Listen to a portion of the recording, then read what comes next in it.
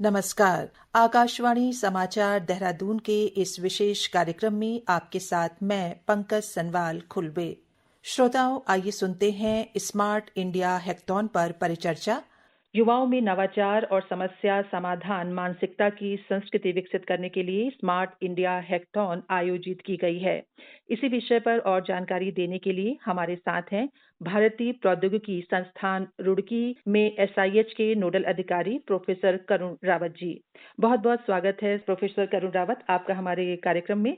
सबसे पहले श्रोता यही जानना चाहेंगे कि क्या है स्मार्ट इंडिया हैकथॉन।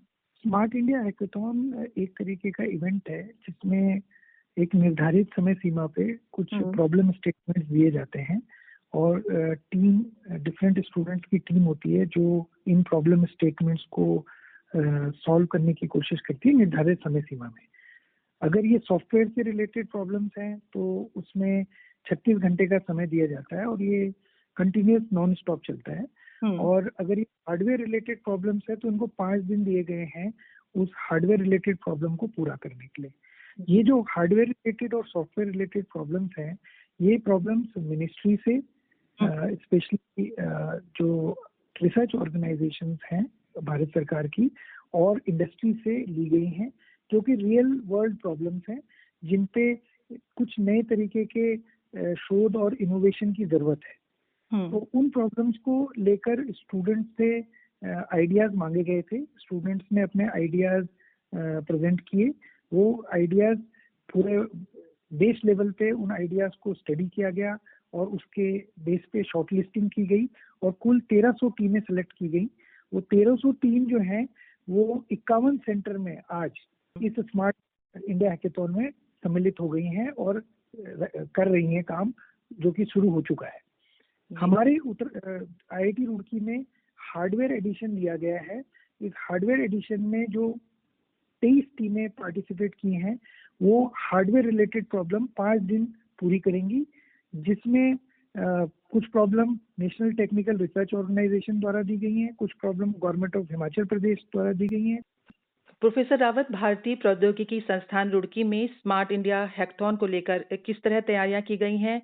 साथ ही आपसे ये भी जानना चाहेंगे कि एसआईएच के लिए जब टीम का चयन किया जाता है तो क्या प्रक्रिया होती है और इसमें कितनी टीमें प्रतिभाग कर रही हैं और किन बातों का ध्यान रखा जाता है? इसमें सबसे पहले ये जो प्रॉब्लम स्टेटमेंट्स हैं वो डिफरेंट रिसर्च ऑर्गेनाइजेशन, इंडस्ट्री से ली जाती हैं। वो problem statement ministry of education innovation cell different education institutes को भेजता है। वो एजुकेशन इंस्टीट्यूट अपने लेवल पे कुछ प्रॉब्लम्स शॉर्टलिस्ट करती हैं और ministry of education innovation cell को भेजती है। Ministry of education innovation cell में एक सर्टेन पैनल है जो कि इन प्रॉब्लम्स को समझता है और बच्चों के आइडिया को समझता है और उसके बेस में जो बेस्ट प्रॉब्लम्स हैं उनको सेलेक्ट करके उनकी टीम को इस स्मार्ट इंडिया हैकेथॉन में सम्मिलित होने के लिए आमंत्रण देता है। और इस दौरान डिफरेंट नोडल सेंटर्स बनाए जाते हैं जहां पर डिफरेंट प्रॉब्लम्स को सॉल्व करने के लिए टीम्स अलॉट की जाती हैं और वो टीम्स उन सेंटर्स पे जाकर इस तरीके की प्रॉब्लम सॉल्व करती हैं। जी। प्रॉब्लम 2 तरीके की है, सॉफ्टवेयर एंड हार्डवेयर। तो डिफरेंट नोडल सेंटर्स को डिफरेंट तरीके की प्रॉब्लम दी गई है। तो आईआईटी रुड़की को हार्डवेयर एडिशन दिया गया है। इसमें 23 टीमें सम्मिलित हो रही हैं और ये 23 टीमें 5 दिन में अपनी प्रॉब्लम स्टेटमेंट्स को सॉल्व करेंगी, जिसमें हार्डवेयर प्रोटोटाइप एंड डेमोन्स्ट्रेशन किया जाएगा। और इसमें करीब 150 स्टूडेंट और उनकी फैकल्टी मेंटर्स, करीब 20 फैकल्टी मेंटर्स उनके साथ अटैच्ड हैं, जो कि हमारे यहाँ इस वक्त हमारे इंस्टीट्यूट में ही रह रहे हैं। उनका रहने की और सभी व्यवस्था हमारे इंस्टीट्यूट में ही की गई है। और इसके अलावा हमारे यहाँ 30 वॉलंटियर्स जो कि स्टूडेंट्स और फैकल्टी मेंबर्स हैं इस काम में लगाया गया है ताकि इनको technical as well logistic support भी दिया जा सके। जी। प्रोफेसर रावत, अभी आपने बताया कि IIT Roorkee grand finale hardware के 7वें संस्करण की मेजबानी कर रहा है। इस वर्ष की बात करें तो अगर इस वर्ष कितने प्रॉब्लम स्टेटमेंट्स पर छात्र जो हैं वो काम करेंगे और अगर मुख्य चुनौतियों की बात करें तो वो क्या होंगी या क्या है? जी, इसमें अभी 23 टीम है, हर टीम में 6 मेंबर हैं और एक या दो मेंटर अटैच्ड हैं। उन 6 मेंबर्स में से, स्टूडेंट मेंबर्स में से एक फीमेल मेंबर होना कंपलसरी है एज पर द नॉर्म। और जो प्रॉब्लम स्टेटमेंट है, अगर हमने ब्रॉड तरीके से देखें तो 3 भागों में बांटा गया है। एक प्रॉब्लम जो स्टेटमेंट है और एक प्रॉब्लम का जो ग्रुप है वो advance artificial intelligence and machine learning solutions पे है, जो कि सैटेलाइट की जो इमेजरी है उसको कैसे उसमें आर्टिफिशियल इंटेलिजेंस मशीन लर्निंग लगा के उसको क्लीन किया जा सकता है। और ये problem statement mostly national technical research organisation से आई है। दूसरी प्रॉब्लम जो ब्रॉड स्टेटमेंट है वो drone based intelligence systems for apple orchard management है। ये statement, problem statement government of Himachal Pradesh से आया है। और तीसरी जो प्रॉब्लम स्टेटमेंट है वो गोदरेज एंटरप्राइज से आई है, जो कि sustainable innovation in energy and water conservation for home appliances है जी। ये सारी प्रॉब्लम जो है, most of the problems are hardware edition problem. तो इसमें एक निर्धारित समय सीमा 5 दिन की दी गई है, जिसमें प्रॉब्लम सॉल्यूशन किया जाएगा और हार्डवेयर प्रोटोटाइप्स डेवलप किए जाएंगे जो कि उसकी प्रॉब्लम स्टेटमेंट से रिलेटेड होंगे, और वो साथ साथ इवेल्युएट भी किए जाएंगे, मेंटर भी किए जाएंगे। और मेंटरिंग में इंडस्ट्री और एनटीआरओ और गवर्नमेंट ऑफ हिमाचल प्रदेश के इवेल्युएटर्स आए हुए हैं, जो कि इनको बीच बीच में इवेल्युएट भी करेंगे और सलाह भी देंगे कि कैसे इनको आगे बढ़ के इस प्रॉब्लम को सॉल्व करना है। तो एट द एंड हम लोग जो है एक प्रोटोटाइप लेवल का सॉल्यूशन इस हार्डवेयर एडिशन से प्राप्त करेंगे, जो कि डिफरेंट टीम्स करके देंगे। प्रोफेसर रावत, जैसा कि हमने देखा और अभी थोड़ी देर पहले आपने बताया भी कि सेब के बागों के प्रबंधन के लिए ड्रोन आधारित बुद्धिमान प्रणालियां, घरेलू उपकरणों के लिए ऊर्जा और जल संरक्षण में संधारणी नवाचार जैसी तमाम चुनौतियां हैं जिस पर छात्र ग्रांड फिनाले में काम कर रहे हैं। तो कुछ इंटरेस्टिंग अगर कोई प्रॉब्लम स्टेटमेंट आपकी जानकारी में हो और अगर आप हमसे शेयर करना चाहें तो हमारे श्रोताओं को बताएं। जी, एप्पल ऑर्चर्ड मैनेजमेंट की जो प्रॉब्लम है वो गवर्नमेंट ऑफ हिमाचल प्रदेश से आई है, जिसमें drone based intelligence systems use किए जाएंगे। ये एक तरीके से एग्रीकल्चर 4.0 टर्मिनोलॉजी यूज होती है, जो कि agriculture related new technologies specially related to artificial intelligence, machine learning कैसे इनमें यूज करनी है। इन समस्याओं में जनरली ये देखा जाता है कि कंप्यूटर विजन जैसी प्रणालियों को यूज करके हम एप्पल ऑर्चर्ड को कंटिन्यूसली मॉनिटर कर सकें, उनकी बीमारियां, उसमें होने वाली बीमारियां, उसमें होने वाली मेल न्यूट्रिशन पता कर सके, और उसी के आधार पर drone based spray, drone based pesticide as well as fertiliser spray किया जा सके। ये इस तरीके की इंटेलिजेंट सिस्टम प्रॉब्लम्स जो है हम लोगों को सॉल्व करनी होती है इस तरीके के ऑर्चर्ड मैनेजमेंट में, खासकर ड्रोन बेस्ड टेक्नोलॉजी से। सो ये एग्रीकल्चर 4.0 का पार्ट है जी। सिमिलरली जो आपका energy and water conservation for home appliance, ये सस्टेनेबिलिटी गोल के अंडर आता है। सस्टेनेबिलिटी गोल के अंडर कुछ प्रॉब्लम स्टेटमेंट है कैसे हम वाटर और ऊर्जा को बचा सकें। इसमें ऊर्जा प्रबंधन भी आता है, वाटर प्रबंधन भी आता है, और साथ में कुछ अप्लायंसेस में किस तरीके से हम कम से कम खपत पे, कम से कम कार्बन फुटप्रिंट कम कर सकें, कम से कम खपत पे हम ज़्यादा यूज कर सकें, और कम से कम पानी, और पानी क्योंकि हमारे लिए एक ऐसा रिसोर्स है जो कि देश में आने वाले समय में हमें पानी की को बचा के रखना है। तो पानी को बचाने के लिए किस तरीके से ये इक्विपमेंट जैसे वॉशिंग मशीन्स हो गई गोदरेज की, इन्हें पानी को किस तरीके से कंट्रोल किया जा सकता है। और बेसिकली मैनेजमेंट ही है कि कितना पानी हमें कब चाहिए और कैसे हम सेंसर के माध्यम से डिटेक्ट कर सके कि इतना ही पानी चाहिए और इससे ज्यादा नहीं चाहिए। तो इस तरीके की टेक्नोलॉजीज डेवलप करने के लिए प्रॉब्लम स्टेटमेंट दी गए हैं जी।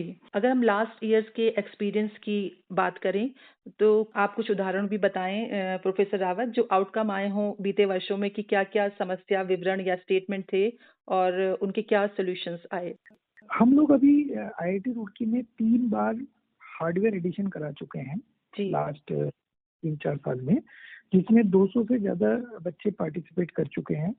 और इन हार्डवेयर एडिशंस में भी जितना भी लॉजिस्टिक सपोर्ट है, मिनिस्ट्री ने हमें फाइनेंशियली मदद की और हमने इन बच्चों के जितने भी हार्डवेयर सपोर्ट चाहिए था उस टाइम पे ऑन स्पॉट वो भी प्रेजेंट किया, और इसमें काफ़ी टेंजिबल आउटकम जो हार्डवेयर के आए।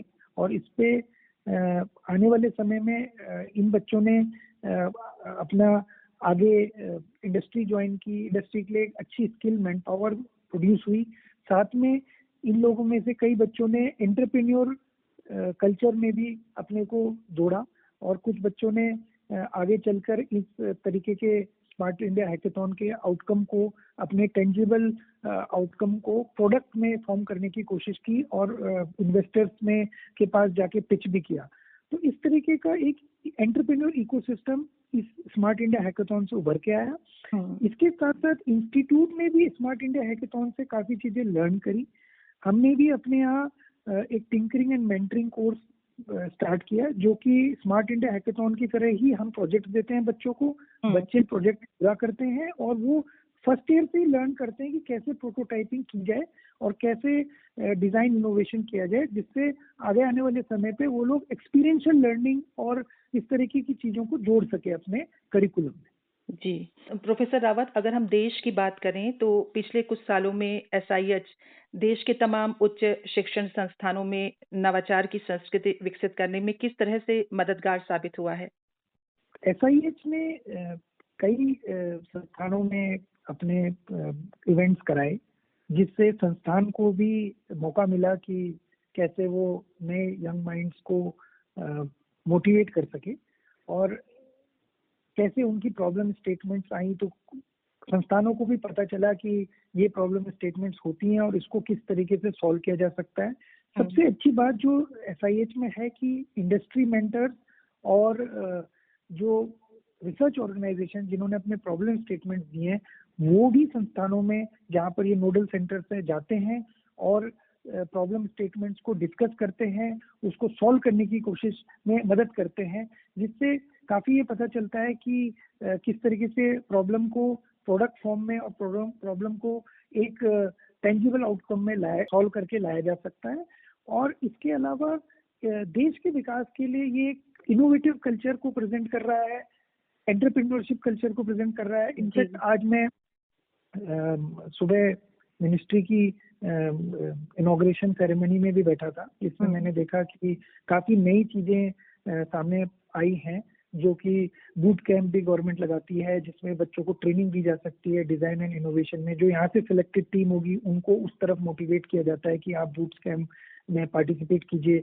इनफैक्ट अभी मिनिस्ट्री ये भी चाह रही है कि किसी तरीके से बच्चों को इंटरप्रेन्योर्स, जितने भी इंटरप्रेन्योर यहाँ से निकलना चाहते हैं इस स्मार्ट इंडिया हैकेथॉन के आउटकम से, जो विनर्स हैं और कुछ विनर्स नहीं भी हैं तो भी उन्होंने काफ़ी चीज़ें अपनी सीखी, तो वो चाहते हैं अगर हम इस पे स्टार्टअप इकोसिस्टम में पार्टिसिपेट कर अपने आइडिया को पिचिंग के लिए ले जाएं इन्वेस्टर के पास, तो वो इन्वेस्टर कनेक्ट प्रोग्राम भी करना चाह रहे हैं जी। और इस तरीके से स्मार्ट इंडिया हैकेथॉन एक पार्ट ऑफ इकोसिस्टम है जो स्टूडेंट्स को रियल वर्ल्ड प्रॉब्लम से जोड़ती है, साथ में उन पे इंटरप्रेन्योर स्किल डेवलप करने के साथ साथ उनको आगे चलकर इंटरप्रेन्योर होने के बाद और उनमें होने के लिए भी हेल्प करती है और मदद करती है, इन्वेस्टर से कनेक्ट करती है, उनके आइडिया को प्रोडक्ट फॉर्म में लाने के लिए, स्टार्टअप फॉर्म में लाने के लिए भी मदद करती है। तो ये पार्ट ऑफ इकोसिस्टम। जी निश्चित ही स्मार्ट इंडिया हैकेथॉन युवा सशक्तिकरण व नवाचार के माध्यम से भारत को आत्मनिर्भर और विश्व स्तर पर प्रतिस्पर्धी बनाने में एक महत्वपूर्ण भूमिका निभाएगी। प्रोफेसर करुण रावत जी, आपने इन जानकारियों को हमारे श्रोताओं के साथ साझा किया, आपका बहुत बहुत धन्यवाद। इसी के साथ ही हमारा आज का ये विशेष कार्यक्रम यहीं पर समाप्त होता है। नमस्कार।